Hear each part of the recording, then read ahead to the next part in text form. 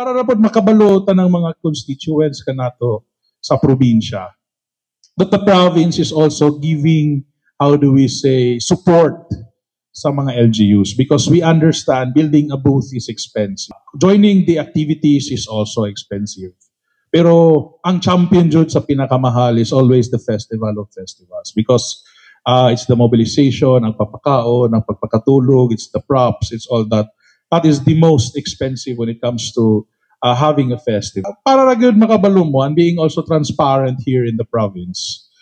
This is more or less the subsidized checks. Subsidy, sorry, coming from the province na itabangan na mo gikan sa para sa mga nangapil ng mga LGUs.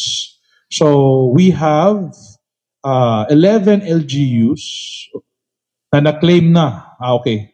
Wala, I thought bulag-bulag. But this is basically total amounts di siya sa depende sa unsay activity nila gi-join.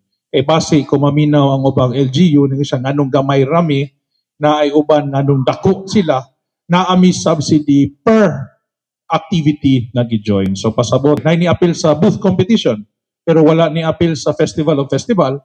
So naay murag usub ang amount. Pero naay usa ka LGU ni join sa duha, mas dako ang amount matawat nila sa probinsya.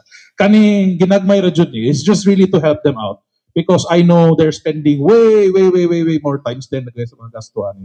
Those who join the Festival of Festivals receive 500,000. Those who join the booth competition will receive 250,000.